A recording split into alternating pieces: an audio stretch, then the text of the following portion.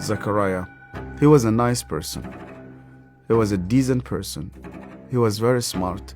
He was the only Christian in the whole of the school. And I hated him.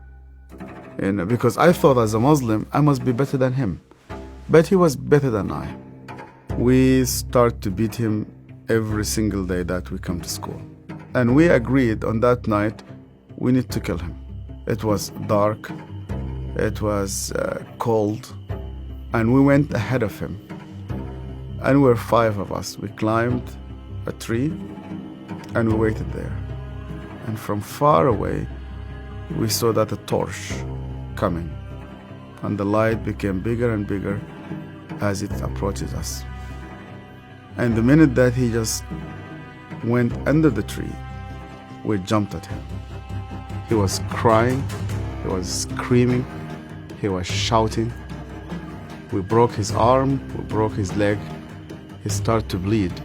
And because he started to scream and begging for help, I put my hand in his mouth so that no noise will come out of him. Similar when you are slaughtering a sheep, it's just shivering, and the others were beating him.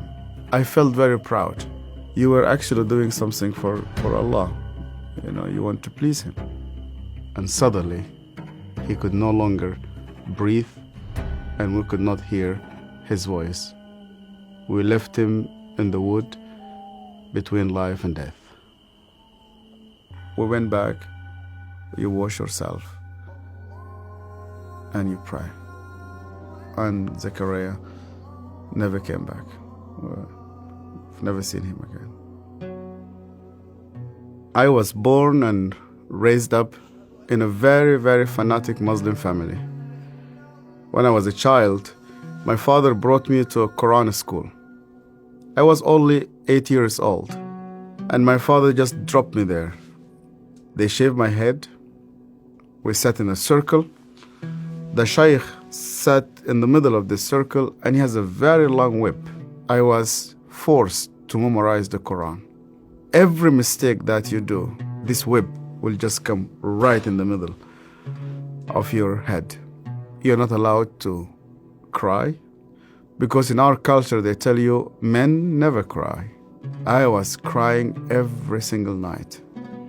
And they told me you belong to the Islamic Ummah, and that's why you fight for it, you stay loyal to it.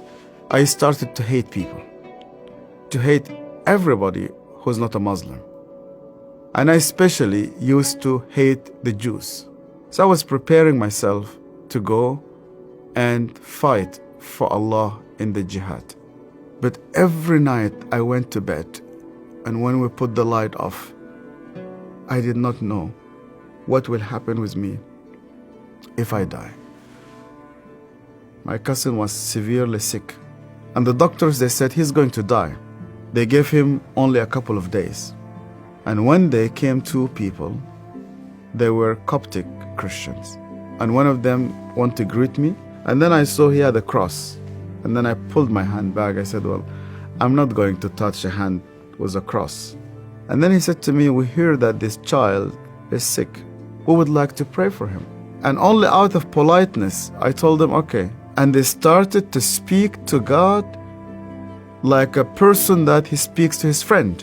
They said, God, please heal this child. The minute that they said, Amen, this child opened his eyes for the first time in 4 weeks. He started to move his hands. He started to speak. He sat down in his bed and he started to walk.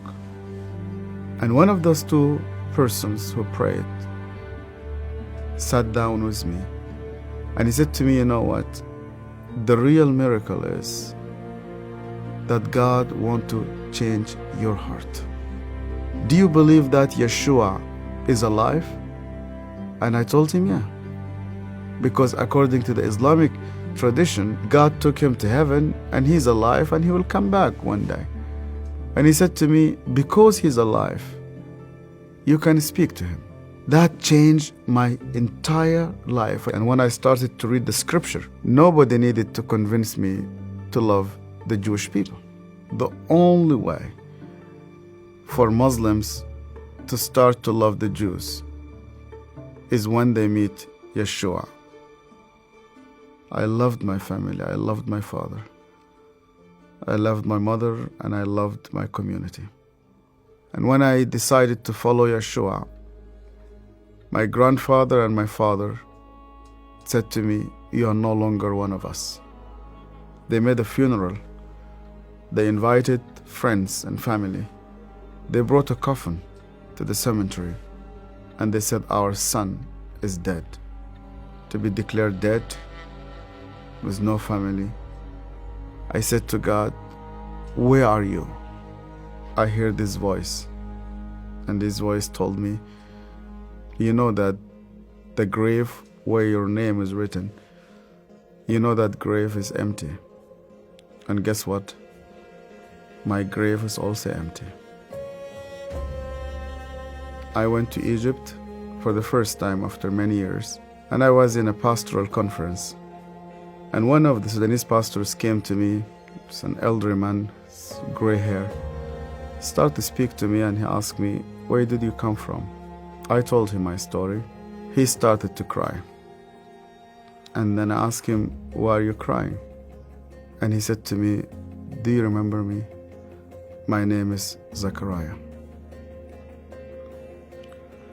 And suddenly, I remembered him. The last time I saw him, it was in that dark night. I could hear suddenly the way that he was screaming, even though that was 25 years. Suddenly I started to see his broken arm and broken legs. I started to see the scars which I caused him. I started to be full of shame.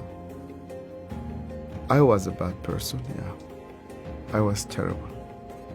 So Zachariah looked me straight into the eye again, and he said to me, "Yasser, because you hated me so much, I was always praying for you." He opened his Bible, and the minute he opened his Bible, I saw that my name was written in the first page. I hated him. He prayed for me. On that day, God confronted me. He said to me, "Even before you start to think about me, I was thinking about you.